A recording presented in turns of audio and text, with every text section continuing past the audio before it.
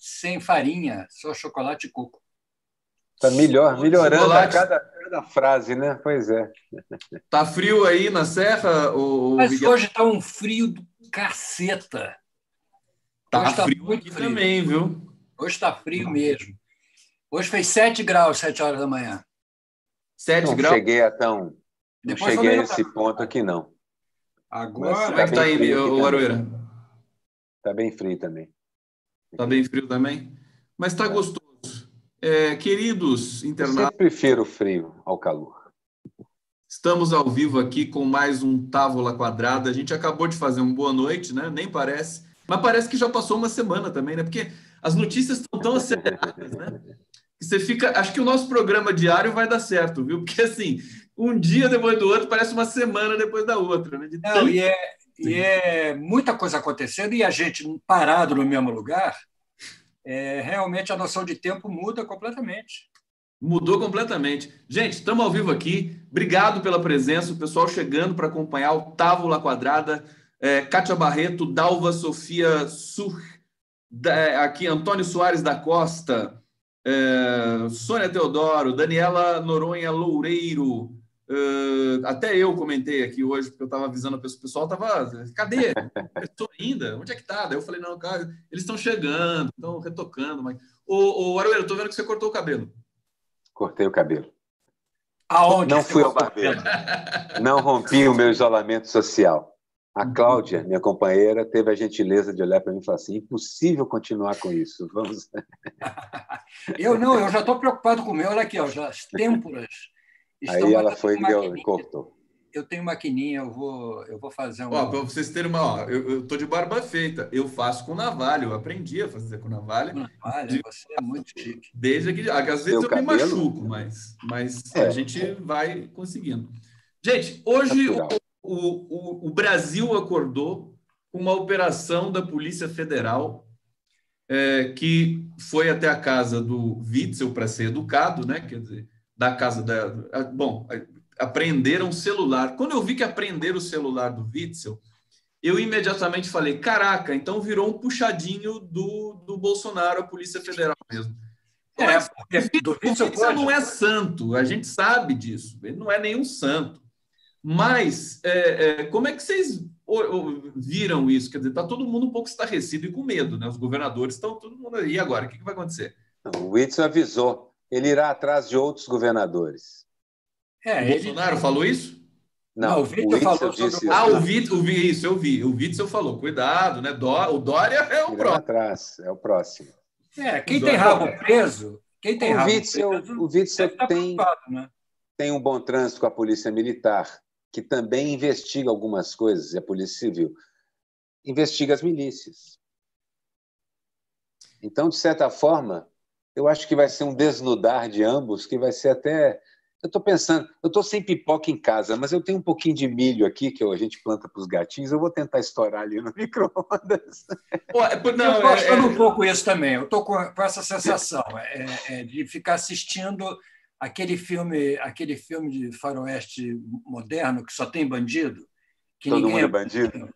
Todo mundo é bandido. Ninguém é bonzinho. Só tem... Então, eu estou um pouco achando isso. Fico procurando sempre uma série de noite para assistir. Assisto o telejornal, assisto o Jornal Nacional, até o penúltimo bloco, que aí não tem mais notícia, e vou jantar. Mas está ficando interessante esse faroeste moderno. Sérgio Leone, sabe Sérgio Leone, assim, que só tem bandido? O Witzel é um genocida conhecido, então não consigo mesmo ter simpatias por esse sujeito. E fica mais fácil para mim adquirir o tal do distanciamento brechtiano, né? Eu olhar de longe e falar assim, bem... Mas ou para ficar na moda de distanciamento social. Né? E é claro que os dois vão achar. É claro que os dois vão achar o que estão procurando. É evidente. O Witzel desafiou e saiu fumegando, né? Falou assim, o Flávio Bolsonaro já era para estar preso. Acho que existe... um pouco. Vocês se lembram quando os americanos assassinaram o general iraniano lá, o Soleimani? Aí a expressão que se usava nas agências internacionais é escalada retórica, né? Escalada retórica. Acho que a gente entrou numa escalada agora retórica também, similar à de guerras, né? Aquelas que abrem é o prelúdio da guerra. Porque, sinceramente... A nossa escalada retórica é aquela que vem de reto, sabe? Vem do reto. Aquela coisa meio hemorroide. Você acha mesmo? O Miguel vai estar muito engraçadinho. Desculpa, vai. Fala Aroeira, depois o Miguel. Vamos lá. Eu acho pouco provável que você encontre grandes balas de prata ou grandes coisas nos celulares e nas coisas lá, que esse pessoal está ficando esperto de um tempo para cá. Mas é mais o aspecto simbólico, o aspecto assim, vocês querem meu celular, então eu vou pegar o celular de vocês também. Aquele negócio de... Sinceramente, é pipoca. Porque o Witzel, esse genocida, também tem cheio de coisas ali. É possível até que ache... Mas, Aroeira, o que você quer dizer quando você fala pipoca? Ficar assistindo na televisão. Vou assistir e torcer para que perca o pior. Não, mas peraí, calma. Peraí, porque assim... Porque Agora, é o seguinte... Está num quadro de desespero. Eu entendo sua questão. O Bolsonaro mandou investigar o Witzel porque ele está desesperado. Concordo com isso. E acho que, de alguma forma, alguém está chegando perto do Flávio Bolsonaro, porque o Witzel também não responde. Isso é papo de governador, papo de presidente de governador. É uma escalada retórica, mas olha bem quem são. Um tem a Polícia Federal, o outro tem a Polícia Civil e Militar. E estão se investigando. Pois é, vai dar merda. Estão se investigando.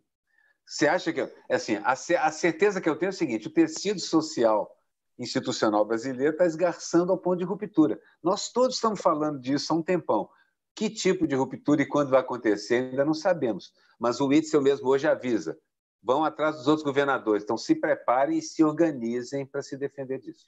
Agora, Miguel Paiva, o Witzel, será que ele já demonstrou que não vai aceitar facilmente isso? E ele tem, como o Aroeira está falando, Polícia Civil e Militar também, razoavelmente sob o controle. Um bom relacionamento. Ele tem um bom relacionamento. Ele tem um poder de fogo que a gente desconhece. Ele foi eleito nessa base, né? De desconhecido a governador. Quer dizer, então, isso aí tem um significado aí das forças ocultas, etc. Além disso, ver o Witzel hoje falar de fascista e de ditador é muito estranho. Saindo da boca do Witzel, chamando o Bolsonaro de fascista e de ditador, é uma coisa estranha. A terceira coisa que tem a ver com a pipoca que o Aroeira fala é que isso, por enquanto, não está me assustando muito, porque são briga de cachorro grande, não tem apoios, não tem classe média, não tem imprensa, não tem empresários, não tem, briga ali de bandido com bandido, entendeu? Vão acabar fazendo um duelo ao sol, entendeu? E um vai morrer, depois morre o outro, aí duela com o outro. Eu espero que eles façam isso. Com sorte, as duas balas acertam, não é isso, Miguel? Vocês Exatamente. estão falando tanto. Vocês estão falando tanto de Western Spaghetti, de Sérgio Leone, que eu já estou imaginando uma charge, o Bolsonaro com as pistolas ali, tipo Clint Eastwood, e o Witzel... Eu estou terminando a minha, mas eles não precisam de pistola. Eu já fiz uma há algum tempo. As arminhas de dedo. Eles vão usar as arminhas de dedo que os As arminhas de dedo. Isso. Já está. Já tem está aquela cena terminada aqui. Aquela cena clássica. Mas, na verdade, é o seguinte, quando eu falo que os dois vão encontrar o que estão procurando, é que, se quiserem, encontram. Porque tanto o Flávio Bolsonaro quanto a eleição do próprio Witzel, o tipo de apoio que ele tem, tudo isso está entranhado. Aqui no Rio de Janeiro se falava que era milícia 1 e milícia 2. Né? Quem investigar ali vai encontrar alguma coisa. Quando eu falo pipoca, é o seguinte, é muito bom não estar envolvido com nenhum desses dois caras. É muito bom não ter nada a ver com eles. Não, essa é a melhor muito coisa. Bom estar do lado certo. Agora, que é uma baita crise, sem tamanho, difícil de prever o final. Aru, deixa eu ir aqui para o bate-papo. Vamos fazer a rodada aqui. Deixa eu ler alguns comentários dos nossos internautas. Eu anunciei hoje no Twitter o nosso programa assim, Távola Quadrada, o programa mais gostoso do YouTube. O que vocês acham? Humilde, né? Humilde. É que é eles que falam isso, né? O pessoal que fala assim, que esse programa é gostoso, não sei o quê. Sônia Garcia do Nascimento, adorei assistir vocês no domingo, alegrou bastante esse dia da semana que acaba sendo meio triste. Ana Luísa Ramos, boa tarde, Lula Inocente, Rio de Janeiro, Donina Eunice Campos, Trio Maravilha. Trio Maravilha! Como gosto de vocês. Ana Silva, Bolsonaro e Witzel. Ana, ela está dizendo aqui, Bolsonaro e Witzel são duas tranqueiras. Acho que é isso que ela está dizendo. É isso mesmo. O Brasil não merecia isso. É tanta saudade de Lula e Dilma que chega a doer. Olha só, eu quero trazer vários temas, mas tem um em especial ontem. Vocês viram ontem? Que a Folha de São Paulo e a Globo fizeram um comunicado bastante melodramático, dizendo que não vão mais cobrir o chiqueirinho lá do Planalto, coisa que a gente falava há muito tempo também. Por que fica cobrindo essa merda? Aí eles resolveram por questão de segurança, porque os jornalistas começam a ser hostilizados com muita belicosidade, com muita violência ali por aqueles apoiadores que realmente dão um certo medo, né? O jornalista está lá cheio de tranqueira, carregando, o cara fica apontando o dedo na cara deles. Agora, dá um certo gosto de pensar assim, né? Está na hora dessa mídia, nesse estado de coisas que o Brasil chegou, fazer uma autocrítica, pedir desculpa, porque eles que ajudaram a instalar esse verme ali no Planalto, fizeram vista grossa e agora estão pagando consequências. E depois tem o episódio William Bonner ainda para a gente comentar. Comentem essa. Mas tem um episódio para jogar água fria nessa sua suposta festa. É o seguinte: você leu o editorial do Estadão hoje? Não, claro. Tá na sequência aqui para gente. O Estadão não me engana. E se bobear, nenhum dos outros dois, se der uma chance, eles caem na mesma vala comum, entendeu? Então é o seguinte: o Estadão comparar o Lula e o Bolsonaro é de uma. É tão má fé, é tão ignorante, que eu não sei, até duvido se as pessoas continuam caindo nessa. Porque é tão absurda a comparação que eles fazem, é tão fora de propósito, que eu acho que as pessoas já começam até a perceber um pouco. Pô, eu acho que não é bem assim, entendeu? Porque é demais. Eu acho que é aquele jornalista lá, que eu esqueci o nome dele, que está no Guzo, não é o Guzo? Que está no Estadão, que escreve agora. Neumann, não sei o quê, Neumann. José Neumann Pinto. Neumann Pinto, será? Eu acho que é ele. É esse. O texto está bem mal escrito, né? Eu estou com ele aqui porque eu quero comentar isso a fundo depois com vocês. Agora, fala da questão do chiqueirinho lá antes, só para a gente ter mais. A gente está falando isso há quanto tempo que o jornalista tem que sair, mas eles estão saindo por uma questão de segurança, porque eles se sentiram ameaçados ali. Mas há quanto tempo a gente vem falando isso, que eles não deviam cobrir mais aquele chiqueirinho? É a hora, não tem dúvida. Chega de chiqueirinho. Chega de chiqueirinho. Sobre essa questão dos jornalistas, do editorial do Estadão, não foi uma peça única. Hoje também o artigo da Miriam Leitão, indignado com o Bolsonaro, mas gosta de, e inclusive reclamando que o Guedes não é mais a face racional do governo, mas reafirma o compromisso neoliberal enquanto critica o PT, vejam só, um artigo que não tinha nada a ver, critica os governos anteriores por não terem, etc., se afastado desse receituário neoliberal. E tem visto gente reclamando disso dentro da esquerda, falando assim, vocês estão deixando passar, o pessoal está tentando articular de novo suas forças. Estão tentando articular, sim. Eu vi isso nos grupos, vi no artigo da Miriam, no editorial do Estadão. Estão tentando rearticular suas forças. Articular a força antipetista, está dizendo? A força antipetista para tentar controlar o processo de transição que virá entre Bolsonaro e não sei o quê. Porque eu acho que ficou muito, muito clara a questão contra o Bolsonaro, que eles estão precisando resgatar algum valor aí para que não sobre o prato feito para a esquerda e para o PT. Então, eles estão querendo reerguer aí um pensamento liberal, democrata. Claro, isso porque o Lula é um monstro. Se o Bolsonaro caído... Gente, o Bolsonaro, a partir do momento que a queda se concretizar, o Lula, todas as atenções vão se voltar para o Lula, mesmo ele não podendo, teoricamente, agora ser candidato. Mas nós temos ainda capítulos a serem vencidos lá no STF. Eu vou trazer aqui Eu tenho minhas dúvidas sobre isso, Conde. Oi, Aroeira. Eu tenho minhas dúvidas sobre isso, Conde. Sobre o quê? Acho que tem a mídia está se articulando para ignorar o Lula também. Sim, eu acho nesse processo. Como sempre. Claro então, sim. assim, Percebo isso. Vão tentar deixar de novo no ostracismo. Se não puder prendê-lo, vão tentar deixá-lo no ostracismo. Mas sempre foi assim, Aver. Esse é o detalhe. Claro. O Lula nasceu essa... Mas agora terá colaboração da esquerda. Ó, deixa eu trazer o editorial do trecho aqui para vocês verem. Vocês já viram, né? Mas para o nosso público ver o nível de delírio, né? Do editorial. Tarará, eles vão falando. O nome é Nascidos Um para o Outro. Você sabe que hoje eu vi repercussão desse editorial, falei, o Estadão é Estadão, não tem novidade. Mas aí foi tão falado, até o Haddad tuitou, que eu falei, não, vou ler isso aqui agora, quero saber o que aconteceu. E aí, realmente, é um nível muito terrível, né? Jair Bolsonaro e Lula da Silva unem-se como siameses, enxergam o mundo e seu papel nele da mesmíssima perspectiva. Dói, né, Lê?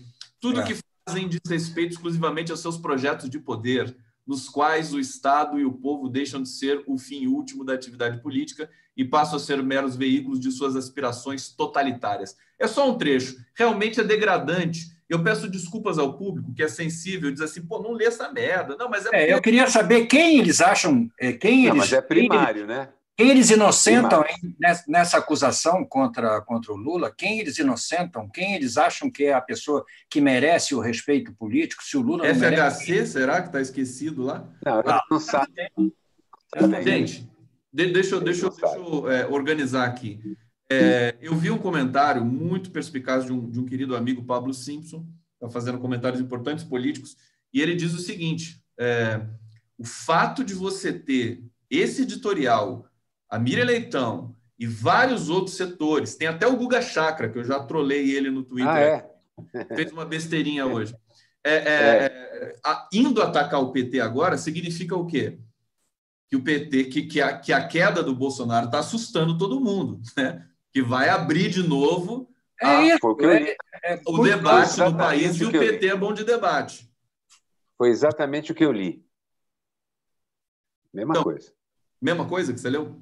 Eu leio isso. Eu acho que você lê isso. Claro. Estão preparando, estão limpando as armas para o próximo embate. Bolsonaro cai. Isso, esse que é o ponto. Quer dizer, está todo mundo já entendendo esse momento, né? Não tem como mais... Claro, senão não iriam perder tempo criticando o Lula agora, se a questão... Exatamente. Agora, você vê, é uma coisa tão grotesca. O Brasil ontem chegou a 377 mil casos. Vai chegar a 500 mil de casos de Covid. São 23 mil mortes nesse momento. Um estudo da Universidade Federal de Pelotas diz que, na verdade, os casos no Brasil e as mortes estão subnotificados 7 vezes. Quer dizer, o dado concreto é 7 vezes maior. E um estudo de americanos, não sei de que instituto, daqui a pouco eu posso verificar aqui, projeta 125 mil mortes no Brasil até agosto. Daqui a pouco a gente vai estar falando de percentuais da população. 125 mil mortes num país de 210 milhões de habitantes já começa a arranhar ali o 0,01%.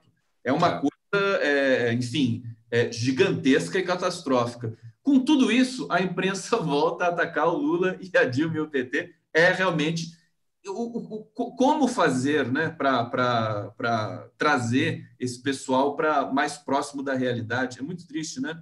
Quem começa? Olha, sei lá, eu acho que a gente tem que estar preparado para isso também. Eu acho que isso era uma coisa que estava demorando a acontecer, entendeu? Lógico que eles não iam deixar o Lula e o PT sossegado, entendeu?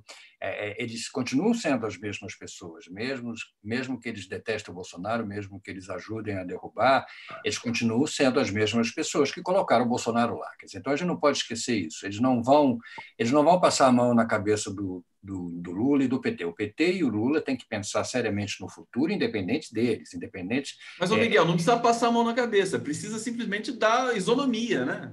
Não, lógico, precisa ser honesto, pelo menos, né, em relação à história, em relação a... Vamos lá.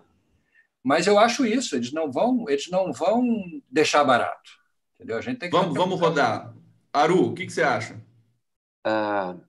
Eu acho que não é mais toda a imprensa. Tem uma cisão lá dentro também. Eu gosto de procurar a rachadura Eu até pensei em fazer engenharia, né? Eu gosto de procurar rachadura e ver que ela existe, está lá. Não é mais a mesma coisa. Tanto é que esse editorial do Estado de São Paulo está muito mal escrito. Eles sempre fizeram isso com um texto melhor. Segundo, Miriam e Chácara colocaram 2 pequenos negocinhos lá para ver se alguém enxerga. Muita gente está enxergando e reclamando e falando. Falando, inclusive, nesses termos, Conde. Em que, assim, com tantos mortos, com essa situação, como é que vocês têm coragem de vir a ainda falar de PT?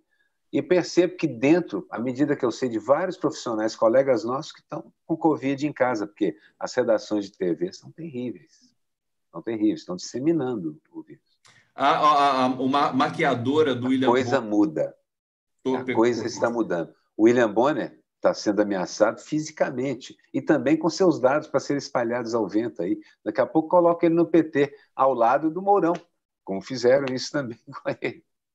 Você vê, tem uma parte que está por aqui também com isso.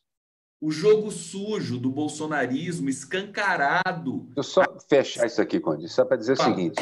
Eu tenho certeza que Miriam e outros que estão fazendo isso estão sendo criticados por colegas próximos, dizendo que vocês estão completamente enganados. E isso soa ridículo, não é para a gente, soa ridículo para os colegas. Isso tem um papel muito grande. A gente conhece muitos dos egos envolvidos, sabe que isso tem um papel grande. O jornalismo vai mudar. Bom, o William Bonner está ameaçado mesmo, fisicamente. Ele sabe de onde está vindo isso.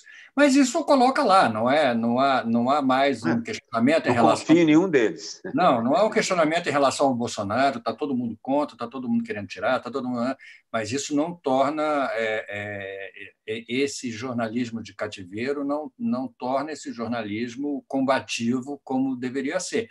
Está sendo combativo agora contra um inimigo que está sendo mais do que comum, entendeu? Não tem mais quem defenda publicamente de uma maneira minimamente digna o Bolsonaro. Não tem mais. Agora, mas eles estão sem gente dentro. O pessoal de dentro começa a ficar muito incomodado. Falando assim, todo o corpo, jornalistas, redatores, repórter, um montão de gente. O que me deixa assim estarrecido é o seguinte, quer dizer, esse editorial do Estadão, o ataque ao William Bonner, a Globo tendo de vir a público para defender o apresentador do Jornal Nacional, que é um funcionário. Eu queria ver o bolsonarismo atacar os marinhos, né? Que aí é cachorro grande. O William Bonner é um funcionário. Claro que ele é o editor do Jornal Nacional, mas eu acho que aí são questões, são essas armadilhas simbólicas que o bolsonarismo quer pregar. Mas eu fico indignado com o seguinte, quer dizer, o que está segurando uma catástrofe ainda muito maior para o Brasil, a gente falou disso, é a logística, a estrutura e a gordura deixada pelos governos do PT democráticos, que deixaram um SUS, que deixaram uma estrutura de sistema único de saúde. É por isso que as organizações, uma certa organização social, as comunidades, tudo isso, tem muita gente que reclama que o PT não politizou o país. Eu acho errada essa crítica, acho que politizou. Concordo. E você tem muita gente que vai lá e faz, não fica esperando o Estado vir fazer. É isso que está salvando o país de uma catástrofe muito maior. O governo trabalha diretamente a favor do vírus, com uma confusão, com uma infodemia, né? Informações. Vocês estão recebendo as fake news pelo grupo de Zap? Vocês estão acompanhando? Eles dizem assim... O Aroeira Rio fala assim, eu não faço parte desses grupos, é isso, Aroeira? Não recebo também, não recebo, não. Algumas eu recebo. Mas a gente acaba vendo transversalmente. Eu recebo as informações disso, eu tenho amigos desesperados que postam isso apavorados. Por exemplo, eu acho engraçado, mas tem um limite também. Tem uma imagem que assim, agora no Facebook também tem um site que denuncia fake news, mas estampa a informação falsa ali. Você bate o olho, você toma até um susto. Por exemplo, Estado de São Paulo com quarentena, 6 mil mortes. Minas Gerais, sem quarentena, 199 mortes. Eu nem sei se esse dado é real. Certamente não é. Mas, quer dizer... Esse dado não é irreal, não. A razão é porque tem quarentena, sim. O Calil, no grande foco que era Belo Horizonte, segurou a cidade até anteontem. Isso. A mentira é essa, não o dado. A mentira é essa. Então, e a imprensa fica ali atacando o PT. Né? Esse que é o ponto. É uma coisa que impressiona. Mas veja, não é a imprensa. É uma o parte Estadão, a Miriam e o Chakra. Beleza. tem mais um pouco, mas enfim, deixa para lá. A impressão que dá é que essa inércia, né, que parece que tem uma coisa aí que patina, né, que não toma decisão. Aí estavam esperando um discurso do Maia hoje, porque o Maia se esquentou, vai fazer um discurso. O discurso dele é absolutamente irrisório, falando sobre a democracia e tal, não sei o quê. Mas não bota na chincha, não fez uma nota contra aquela ameaça à Constituição que o general Heleno fez. Isso ninguém fala. Eu não sei o que acontece. Eu acho que eles têm medo, entendeu? Não tem outra explicação. Há um medo em quem preserva a República desse jeito, lá de dentro, há um medo de que os militares encham o saco e aí pegam a baioneta e enfia na barriga gorda deles, entendeu? Só pode ser isso, porque eu não consigo entender essa inércia. Cadê, Barriguinha. cadê, cadê, cadê as instituições que permitem que isso se repita e o Bolsonaro fica dançando em cima do túmulo dessa democracia, entendeu? Que nem o John Da Belushi. democracia e dos brasileiros agora O também. John Belushi dançando lá no cemitério, em cima do próprio túmulo.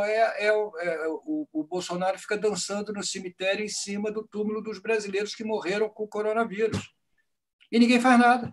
Aquela cena dele comendo cachorro-quente é uma coisa... Sujo de maionese, pelo amor de Deus. O Aru está trabalhando enquanto faz o nosso programa aqui. Estou aqui pensando, assim,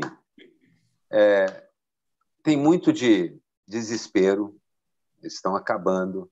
De certa maneira, acho que o grupo bolsonarista mesmo, esse grupo, a família, a milícia aqui, mesmo a milícia daqui já está preocupada, porque uma parte dela vai cair junto com os Bolsonaro. Vai ter vamos mostrar serviço aqui. O vencedor vai mostrar serviço.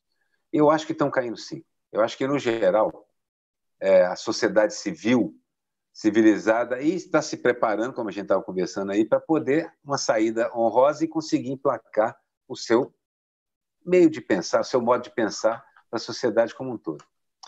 Nós vamos ver. Aí vem a questão que me incomoda é o seguinte: já começaram a culpar a imprensa não, já começaram a culpar a esquerda, porque a esquerda não está aceitando fulano, já começa a procurar as dissensões. A gente começa a brigar com toda a imprensa, e não é toda a imprensa, é uma grande parte dela. Uma parte menor hoje do que era a semana passada. Eu acho que as tentativas do Chakra, da Miriam e do Estadão foram um pouco inúteis. Não duvido que a imprensa vai continuar querendo emplacar o seu ponto de vista, mas o espaço para o outro ponto de vista, que não é tão melhor do que o nosso, não. Não é tão melhor do que esse que a gente tem agora. Não é. Ainda é muito aquém, mas é um pessoal mais civilizado, um pouco menos à direita do que essas bobagens como o editorial do Estadão. Acho que pouca gente hoje tem a cara de pau de virar e dizer que Bolsonaro é igual a Lula, mesmo dentro da imprensa. Pois o Estadão fez esse movimento, acho que até o Estadão. E tiveram dificuldade para achar quem escrevesse, porque o texto é muito ruim, e eles têm gente que escreve bem lá. Oroeiro, eu coloquei a sua imagem aqui, o público já viu, do Bolsonaro se despedaçando. Vamos entrar nesse tema. Antes eu quero ir para o bate-papo, porque tem gente colocando questões importantes aqui. Beto Vomer está dizendo: sogro só lê Estadão, é tão alienado e preconceituoso quanto o jornaleco. O leitor habitual do Estadão realmente dá um pouco de... é estranho, né? Conheço alguns, né? Aqui, R. Araújo dizendo: concordo com a Arueira, Conde, não se iluda. Isso aqui acho que é uma discussão que a gente estava no começo do programa ainda. Cleomar Vivian: novas eleições no horizonte. Barroso vai pautar as ações de cassação da chapa. Esse tema que eu quero tratar. O Barroso indo o TSE. Eu tô lendo isso, quer dizer, o Bolsonaro tá desesperado. Ele fez uma visita surpresa para o Augusto Aras, que é o procurador-geral. Será que o Augusto Aras gostou? Agradável. Também foi uma coisa assim que... Que fogueira, hein? Que fogueira. Aí eu quero que vocês comentem isso. O Barroso, sem personalizar, vamos tentar ver um pouco mais. Eu acho que tem uma coisa, deixa eu falar. Eu acho o seguinte: ontem eu escutei um jornalista falando que se o Bolsonaro não tivesse colocado o Aras lá, ele não seria nada, ele não seria ninguém, porque ele não tem capacidade de história para ser procurador-geral da República. Isso é uma primeira coisa. Só que ele está lá. Quando o cara está lá, começa a fazer parte da história, entendeu? Ele está com o foco nele, está todo mundo, e a vaidade aí baixa. Então, eu fico pensando assim, nesta hora, se sobra o mínimo de inteligência para este cidadão, ele vai querer entrar. O Taishi viu que ia entrar para o lixo da história, saiu correndo antes de que fechassem a tampa, entendeu? Aí eu fico pensando... Deu uma entrevista... A entrevista é uma bobagem, exatamente. Mas será que o Aras vai querer entrar para esse lixo, entendeu? Eu não sei, eu fico pensando, eu fico sempre interessado nesse aspecto psicológico, freudiano da história, entendeu? Então eu fico pensando assim, o que o Aras pensa na hora que ele deita na cama, entendeu? Eu tenho uma tese sobre o Aras, mas antes vamos ouvir o Aroeira, o que ele está achando dessa coisa do Barroso no TSE e da cassação da chapa. Será que vão deixar que essa chapa... São os balões de ensaio, assim, a sociedade civil, de certa forma, tentando recuperar seu protagonismo, ela vai dizendo, as soluções que nós temos são essas aqui. Mas não está dizendo que vai acontecer, está dizendo que vai colocar para o plenário, chamando os colegas para assumirem um poder. Que já é uma... forma, em vista já do que é bastante coisa, mas ainda é assim, movimentos de xadrez, gente. Eu acho que agora está tendo movimento de xadrez. E o Bolsonaro, se souber jogar damas, é muito. Eu acho que não sabe. Não é o forte dele. Xadrez, o pessoal do Exército costuma jogar. Mas eles são torres, eles estão lá para... Digamos assim, esse grupo que está tentando assumir o protagonismo, vai tentar também dizer ao Exército o seguinte, estamos com vocês, relaxem, não vamos. Nós somos exatamente o contrário de comunistas. Nós vamos pegar essa petralhada e jogar lá no livro da história, só que com mais educação e delicadeza. Então, eu acredito que esse seja o principal acordo que está sendo procurado no momento. Mas é função nossa mostrar que é impossível fazer um acordo sem a gente. Para tirar o Bolsonaro. Essa é uma obrigação nossa. Gente, antes de ir para o bate-papo, uma questão semiótica básica. As imagens dos apoiadores do Bolsonaro, as imagens aéreas, você percebe que tem 40 pessoas ali, quer dizer, muito pouco. Se fosse, por exemplo, se a Dilma estivesse no governo e ela recebesse um apoio daquele tamanho, a Folha de São Paulo estamparia na primeira página uma foto colossal dizendo assim, PT perde apoio da população brasileira. Por que eles não fazem isso com o Bolsonaro, meu Deus? O que eles têm? Fala, explica para mim, você conhece todos eles. O inimigo é o querido, é o caro inimigo, né? É o PT. O inimigo que você guarda no seu coração, entendeu? Então, o inimigo que eles gostam de atacar é o PT, o inimigo querido. A outra cacoete. A outra coisa que diz é o seguinte, os entendidos dizem que impeachment só acontece com apoio popular. Apoio popular não pode estar tendo agora, porque ninguém pode sair para as ruas. Mas não é também, pelo contrário, com a falta de apoio popular? Isso! Olha só, gente. É cacoete. Cacoete e embocadura são palavras assim, o pessoal está acostumado a agir dessa forma, não consegue agir de forma diferente. É por inércia, né? É por inércia. Eles esboçam uma estratégia de tentar recuperar o protagonismo e voltam e fazem isso de novo, que não vai colar. O pessoal mais inteligente, eu estou falando de Armínio Fraga, da Debole e outros, estão buscando um caminho diferente de assumir de volta o controle. Muito bem observado.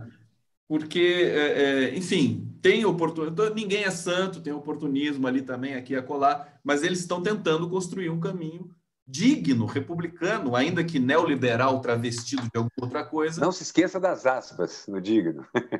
Tá, olha só, vamos para o bate-papo. O pessoal está aqui fumegando, público muito bom aqui no Távola Quadrada. Obrigado pela presença. Peço inscrições para o canal. Daqui a pouco a gente vai ter surpresa para vocês aqui. Na semana que vem a gente está preparando uma surpresa. Vamos avisar com toda a pompa e todo o rito.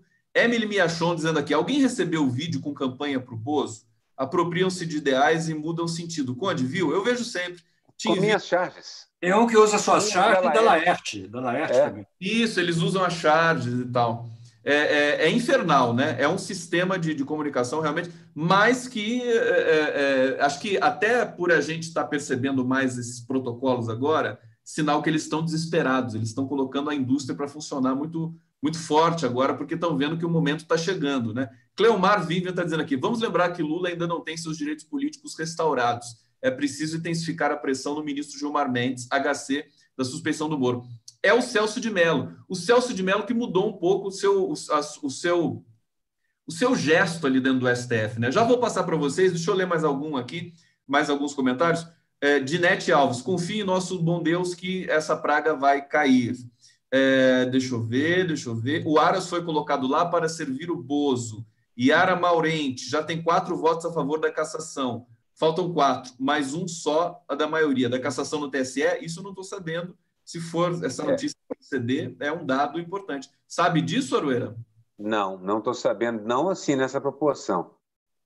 Sei que a ameaça é essa, mas eu não estou sabendo da contagem já não. A ameaça é essa. Agora, a gente comentou isso no domingo. Vamos atualizar essa questão, né? A superação da catástrofe Bolsonaro vai mudar a cara do Brasil, no sentido de que nós vamos estar superando a maior catástrofe política da nossa história. Então, muita gente vai ficar bem na fita. Gente que, tradicionalmente, não está no mesmo lado, mas não precisa estar no mesmo lado para vencer um genocida. Então, a gente vê muita gente, Armínio Fraga, Luciano Huck, Felipe Neto, Dória, o Ciro, o Dória, o próprio Witzel, né? Todo mundo esperando capitalizar uma marca muito forte, histórica, que vai durar pelos próximos 30, 50 anos, que é superar o verme Bolsonaro. O que vocês teriam a dizer? Vocês estão sentindo isso também?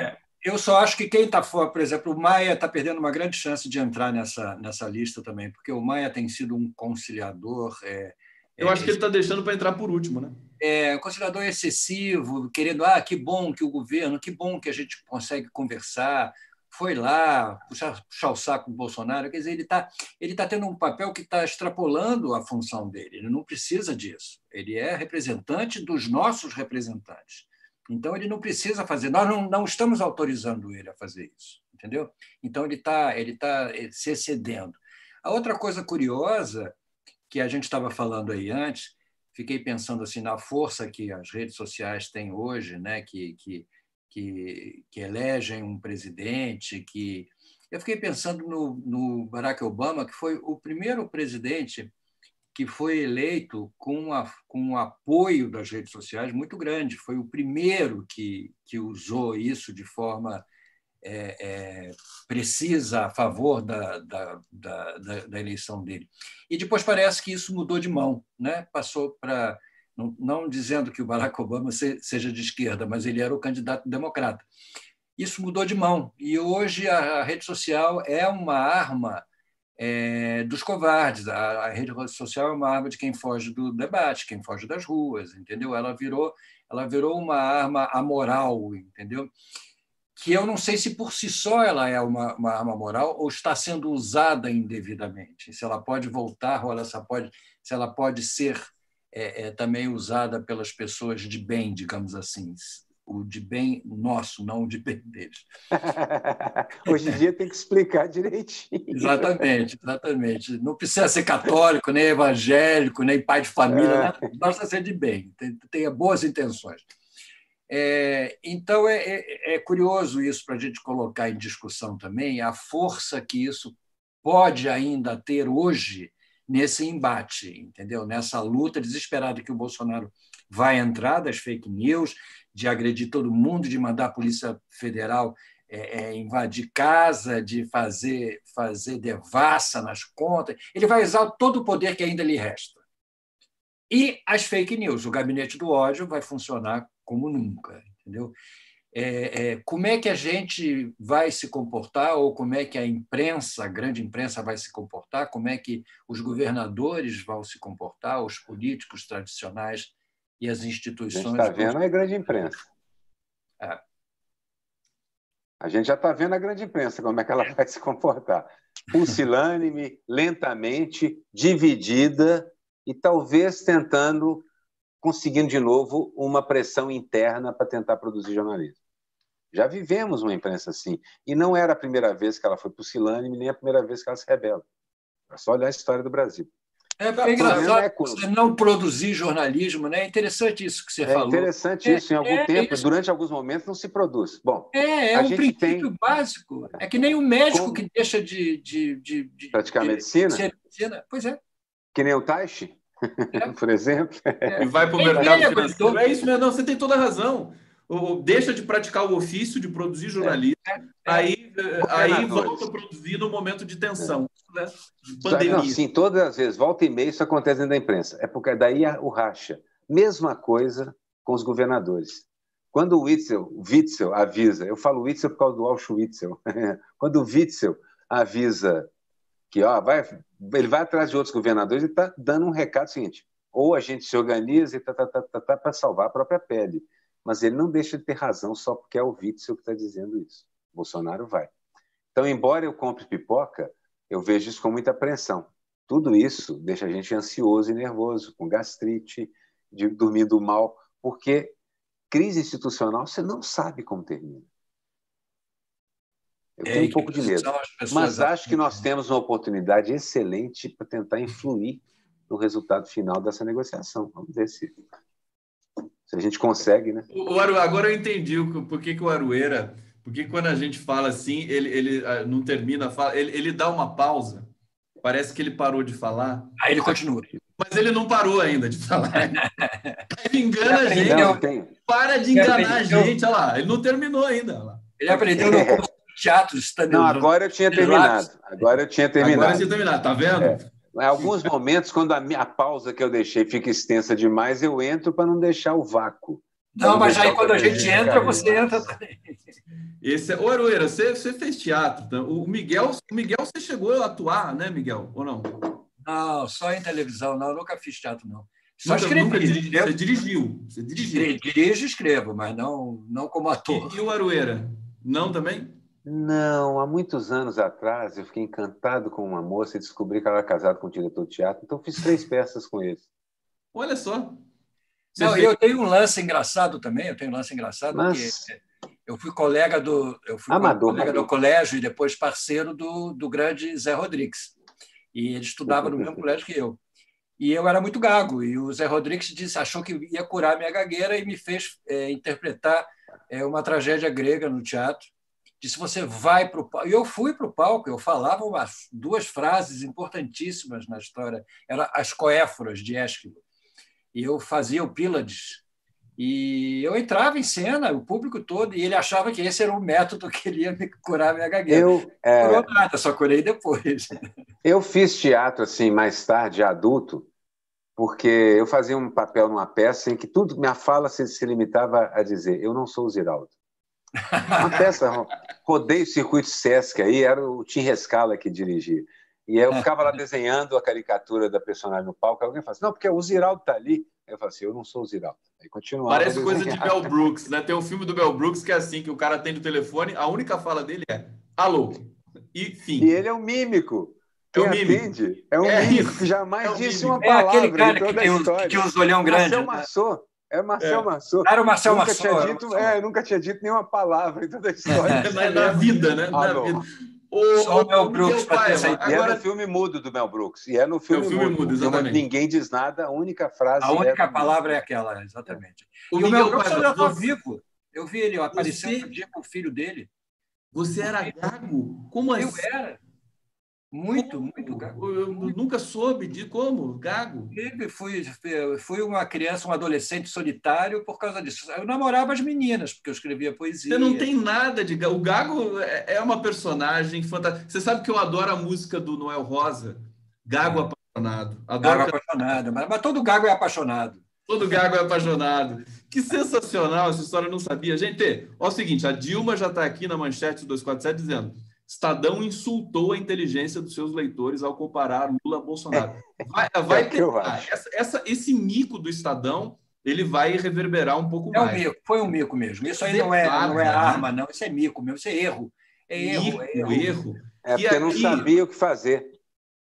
Eu queria trazer o seguinte para vocês, o general Heleno chamou o Ciro Gomes de débil mental e lixo humano. E aí o Ciro Gomes, surpreendentemente, não insultou o general Heleno. Ele disse assim: general Heleno age como qualquer político corrupto, tenta matar o carteiro para não ter que ler a carta. Eu não entendi. O Ciro xinga todo mundo o tempo todo. Aí ele é insultado pelo general Heleno. Será que... Acho que se o Lula xingar, o Lula nunca vai fazer isso, né? O Ciro para de insultar o PT. Descobriu uma coisa agora. Não, vocês Quem estão escreveu o descobrindo... editorial do Estadão foi o Ciro. Foi o Ciro Gomes. Não. Foi o Ciro Gomes. Ciro escreve melhor. Mas olha, vocês estão descobrindo agora que o Ciro odeia o PT mais do que tudo? Mais do que o general Heleno. Né? Mais, inclusive, do que o general Heleno? Não, vocês não estão descobrindo isso agora. Não, eu já sabia. Não, mas está surpreendendo, está exagerando um pouco, ele está pegando pesado. Olha só, gente, vamos para o bate-papo aqui. Luiz Wagner, mas não tem resquícios da gagueira. Não tem nenhum. O Miguel Paiva é praticamente um locutor de futebol, como diz aquela música do Chico Buarque. Muito nervoso. É o tango do Covil, né? Yolanda Rocha, ótima oratória do Arueira. É a voz brincadeira. O Arueira, sinceramente, todo mundo adora sua voz, incluso este linguista. É uma voz... Não seria um grande locutor de um documentário? Mas quando ele canta, ele imposta, você viu, né? Quando ele canta é outra coisa. Mas quando ele fala... Como é que é? Você nunca te chamaram para fazer uma leitura dramática? Primeira vez que eu ganhei dinheiro na minha vida, eu tinha 6 anos de idade. Eu fiz a voz de um anúncio, porque tinha um estúdio do lado do meu apartamento, o apartamento do lado, uns rapazes alugaram e fizeram um estúdio de gravação, começo disso nas rádios e tal. E eu gravei um anúncio de não sei o quê. Uma vozinha de criança, coisa parecida, mas gravei. Não, eu esqueci, eu trabalhei como ator no filme do Sérgio Ricardo, O Menino da Calça Branca, eu já contei. Que a minha bunda apareceu... Menino da Calça Branca. De certa forma, sim. Menino da Calça Branca, minha bunda aparecia em primeiro plano, assim, o Sérgio Ricardo. Fiz parte do filme do Sérgio Ricardo. Fez parte do filme. Eu tinha 10 anos. Sensacional. Deixa eu ver aqui, atualizar aqui o nosso rol de notícias aqui. Bom, a gente falou do Barroso, a gente falou do editorial do Estadão. Agora, essa história me interessa muito aqui, quero ver o que vocês acham disso. O Major Olímpio, né? As pessoas mais ali ligadas ao Bolsonaro deixando o barco, o Datena, apresentador lá, né, sensacionalista, deixou, o Major Olímpio deixou de novo, que já tinha deixado antes, mas agora com um pouco mais retórica, o cara vai deixando, né? Ele renova o abandono do barco.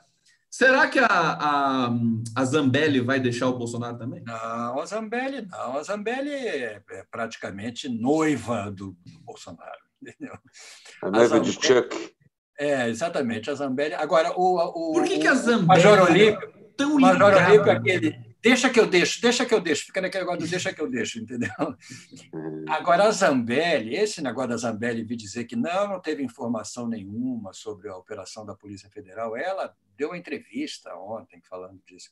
Quer dizer, as pessoas acham que, além de tudo, nós somos burros, né? Além de tudo, nós não percebemos. Não é a gente. A Zambelli é aquela noiva cadáver, sabe? Aquela que vai ser. Tadinha, o personagem. Não fala assim da noiva cadáver, porque a gente adora a noiva cadáver. Belo filme. É ótimo, maravilhoso. O Arueira, algum comentário para Zambelli? Não, assim, é aquilo que eu te falei hoje. Eu acho que a Zambelli é um personagem secundário nessa questão toda aí. Cumpre seu papel lá, mas é um personagem secundário.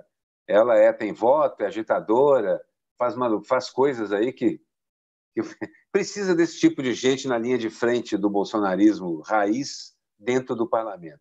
Tem um centrão bolsonarista, é o que ela é, na verdade.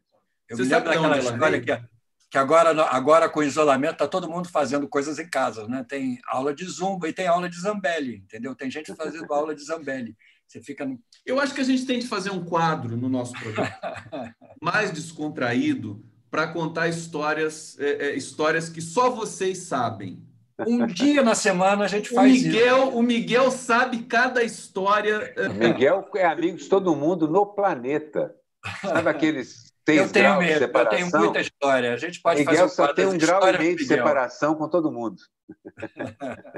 Gente, a gente vai fazer essa linguagem aqui. Deixa eu trazer aqui mais um detalhezinho para vocês, né? Essa história, o Zezé de Camargo, né?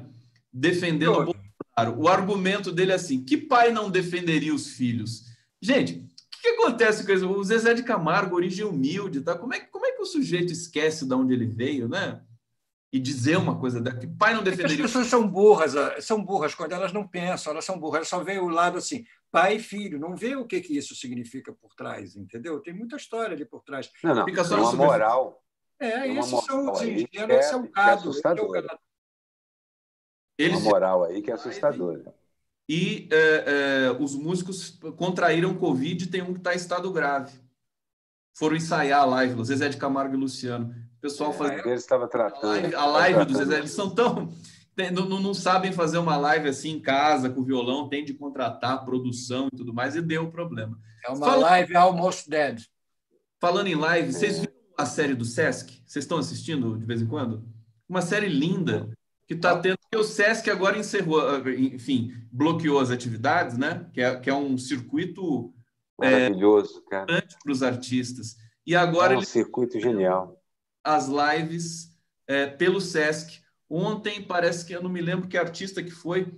Todo dia está tendo. Vocês estão acompanhando isso? Está tão bonita essa. Eu tô acompanhando as lives do Caetano em casa. Do Caetano? De pijamas elegantérrimos. Pré-lives do Caetano. Pré-lives. Aí ele canta, conversa com a Paulinha, aquela coisa. Canta um pedacinho de música. Fala. Super íntimo. Agora, o Sesc tinha. Os pijamas do Caetano são espetaculares. O Sesc tem os melhores departamentos, assim, os palcos são fantásticos, os teatros estão muito bons, o equipamento é de primeira linha. Todo artista que fez show no Sesc, eu fiz vários, putz, é maravilha. Você é bem tratado, com respeito, é um negócio impressionante. Sei que tem muita... Tanta coisa boa que o Brasil tem. O pessoal já está sugerindo o nome para o nosso bloco aqui das histórias, né? Causos da Távola. Causos da Távola. Tá ótimo clima de bate-papo de vocês, Luiz e Wagner. Quem sugeriu o título Causos da Távola, que eu acho que eu vou incorporar. Rômulo Tom, obrigado a isso. A gente faz aqui o coletivo do Távola Quadrada, Tavoleiros. Sexta-feira a gente faz um happy hour, 6 horas, e conta os causos. Agora o Caetano está fazendo live todo dia? Eu trabalho... Não é todo dia. Quase todo dia. Na Mídia Ninja? Todo dia ou não. É todo dia ou não. Não é da Mídia Ninja? Esse é o Gil. Esse é o Gil Fala que nisso. faz. Já que vocês falaram do Caetano, vamos fazer uma maldade aqui. Eu vi que a Bela Gil e acho que o marido, não sei, entraram no PSOL.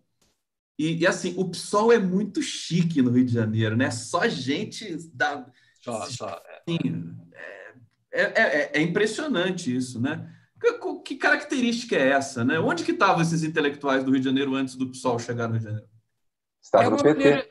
Estava no PT. Uma maneira de você não no PT. Muitos no PDT por causa da tradição. E muitos no PT.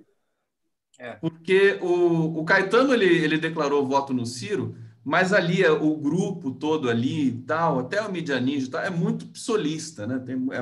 O Rio de Janeiro charme, né? É um charme insuportável até, né? Lembra que nós conversamos um outro dia sobre isso, assim, o PDT no Rio era o trabalhismo. A cisão provocada pelo PT foi danosa para os dois. O PT aqui nunca foi um grande partido, assim, com esse... Estou falando em vários sentidos, mas tinha algum prestígio, mas meio herdado do PDT. O PSOL veio ocupar o lugar que o PT ocupou em outros lugares. Na verdade, conseguiu trazer a intelectualidade, os artistas, boa parte da academia com o PSOL. Mas o trabalhismo no Rio era PDT e PT. E PCdoB, que é muito forte também. Miguel, quer comentar esse tema aí? Eu vou colocar o chat aqui de vocês. Pausa dramática? Pausa dramática. Não, eu estou aqui pensando sobre o PSOL. Eu acho que o PSOL é isso mesmo, é um partido muito carioca, né? Tem uma característica, tem uma força muito grande no Rio de Janeiro. E essa história do Marcelo Freixo sai, não é candidato mais? Não sei se a Benedita... Também não se sabe, né? É uma maneira de testar também a reação, né, do público. Eu acho que eu pensei uma coisa, uma maldade. Posso falar? Pode, claro. Fazer uma maldade. Que é assim, o PSOL ainda não está no executivo, ele está no legislativo. A hora que o PSOL entrar num governo grande, ou numa prefeitura grande, aí o PSOL vai ter de mudar um pouco certas nuances do discurso que ele pratica. Vocês não acham isso? Por quê? Em que sentido ele mudaria? Porque governar é outra Realismo. história, né? Real Não, política. mudaria no sentido de radicalizar mais ou de Não, mudar mudaria mais? no sentido de se aproximar do sistema. Mas isso é natural que aconteça, né? É natural. As pessoas têm medo que o PSOL faça o contrário. Eles não... Aí eu pensei no Marcelo Freixo querendo preservar esse charme, quer dizer, o PSOL ainda não ir para um governo. O que eu espero é que o PSOL conserve a parte radical dentro do partido. É importantíssimo existir isso. Quando você ocupa o governo, você vai realmente ter que alterar suas maneiras de ser e seus discursos, porque a realidade do governo é outra coisa. Se você não tiver uma consciência gritando atrás de você o tempo inteiro, vai acabar fazendo bobagem. Tinha uma história que contavam para os nossos causos, essa eu não vou contar porque eu vou contar agora. Quando o Partido Comunista na Itália chegou perto de assumir o poder, lá o compromisso histórico, o famoso, que depois acabaram assassinando o Moro, fazia-se uma piada do Partido Comunista que o Partido Comunista não sabia mais falar a palavra revolução, entendeu? Você dava a deixa, você dizia aquela palavra com ele dizia reforma, não, aquela palavra com recibo, aquela palavra forte que é o nosso ideário, revisionismo. Não consegue. Menos revolução. É um pouco. É o cacuete, perdeu a embocadura, não consegue mais falar. Revolução eles não falavam. Gente, última rodada aqui, bate-papo e a gente fecha o programa em alto astral para dar uma perspectiva aqui para os nossos internautas, para o nosso público. Gui Teixeira dizendo, Conde, tem toda a razão referente ao PSOL. A realidade de governo é outra coisa. O Lula tinha dito isso, né? Que torcia para o PSOL ganhar um governo. Inclusive, acho que o PT se lançou a apoiar o PSOL já de cara na Prefeitura do Rio, num gesto que achei tão bonito. Mas, enfim, tumultuou tudo, porque ninguém queria essa aliança, né? Assim, essa esquerda ciumenta que fica ali querendo demarcar território, né? Leandro Venturama dizendo, acho que o neoliberalismo espera exatamente essa postura da esquerda, a aproximação com o sistema. Bom, pegar a temática aqui traçada para o nosso programa, Bolsonaro desesperado, indo pressionar. Essa ação da Polícia Federal de apreensão do celular do Witzel me pareceu escancaradamente. Toda cena está interpretando dessa maneira, inclusive a imprensa tradicional. Me parece que as coisas tendem agora só a piorar para o Bolsonaro, né? Sem apoio popular, a gente vê nas pesquisas, não precisa ver nas ruas, há demais, né? A gente consegue perceber isso, perdendo apoio de, digamos, apoiadores tradicionais como o Major Olímpio, enfim, essas figuras aí que vão se reposicionando. Muita gente já falando do PT com medo desse momento que daqui a pouco vai ser o Bolsonaro, essa página virada. O que vocês acham? Quer dizer, o Brasil vai poder tirar um bom proveito dessa lição amarga que está sendo o Bolsonaro para a gente? Porque a longo prazo, a médio prazo é óbvio que isso não vai prosperar, quer dizer, é uma destruição total, permanente, né, do Estado brasileiro, e todo mundo vai ficando à míngua, inclusive os empresários, enfim, o pessoal do agronegócio, vai todo mundo perdendo demais com um governo tão desorganizado desse. Eu acho que a gente está naquela situação que você está tão desprovido de qualquer escolha que você começa a gostar daqueles filmes horríveis que passam na sessão da tarde, entendeu? Aquelas coisas assim, você fica se satisfazendo com o que tem. E a gente está um pouco nessa, a gente está se satisfazendo com o que o Barroso diz quando vai assumir o TSE, e a gente fica querendo saber o que o Celso de Mello pensou, que são coisas que, na realidade, não deveriam ter essa projeção, só que nós estamos amarrados a uma situação em que nós não podemos fazer nada e que eles estão se pegando. A direita está lá se pegando feio, está batendo na cara um do outro e eu não sei onde é que vai parar. E a gente fica aqui, como diz o Aroeira, cheio de pipoca, assistindo essa sessão da tarde de péssima qualidade, entendeu? E se satisfazendo, porque talvez alguma coisa, alguma cena boa a gente veja, entendeu? No frigir desses ovos todos, que não são caipira nem orgânicos, são ovos de granja vagabunda. Podres, né? Ai, meu Deus. Ovos verdes. Com hemorroida, né? galinhas Não, verdes que os botaram. hemorroida em outro lugar, né? Não, são aqueles ovos de botiquim, aqueles cor-de-rosa. Assim. Hoje eu li um meme assim, que o cara falou: o Brasil virou o cu do mundo e o Bolsonaro é hemorroida. É bonitinho, É hein? próprio. Nossa, é um meme. Não vou dizer bonitinho, porque bonitinho não é, mas Fofinho, né? é um meme também, não vou dizer fofinho, também não é, mas vamos dizer assim. É um meme cabível. É um meme cabível. Ficou mais obsceno ainda do que todos os outros. Já esse foi pausa dramática ou é minha consideração final? Sua consideração. Quase cômica, não dramática. Quase cômica. Tem uma inflexão, um pontinho de virada acontecendo. Não é uma única virada. A gente tem correções de rota, recuos, o pessoal puxa para o outro lado de novo. Mas se tem uma pequena guinada, pelo menos no prestígio da família, tem. A familícia está começando a desesperar, com razão para isso. A situação deles está complicada. Li muitos artigos comentando, gente, o tempo da política e o tempo do judiciário são diferentes do tempo da indignação, porque quando você olha de novo o vídeo, olha mais uma vez e outra vez, você percebe o absurdo total, em termos de instituição, que aquilo é.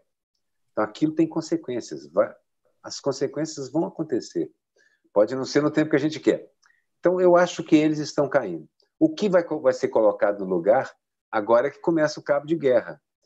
Tudo está envolvido nisso, inclusive as estratégias para as eleições municipais também são parte do que a gente vai colocar no lugar. Eu não sei se a gente consegue tirar esse cara antes das eleições. As eleições são termômetro, se é que vão haver. Ainda tem esse problema também, por causa da própria pandemia. Mas é evidente que o tempo da política voltou. De alguma maneira, o tempo da política está voltando, pelo menos. Eu considero isso um alívio. É o nosso otimista de plantão. O tempo da política não é otimismo.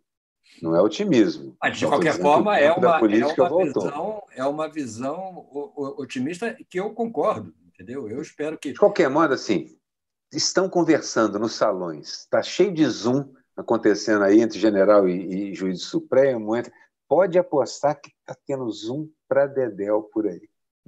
Não, e depois, se a democracia voltar, a política voltar, vai ser aquele debate, não aquela coisa, aquela canseira, horário político, responsabilidade, você tem que votar, uma coisa chata, votar, né? Que coisa chata, pegar fila, antiga, né? Coisa imitando o bolsonarista padrão, né?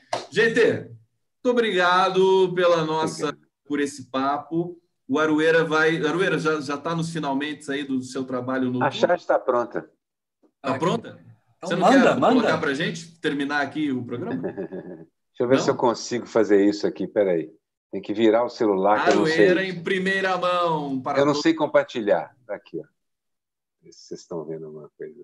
Aê!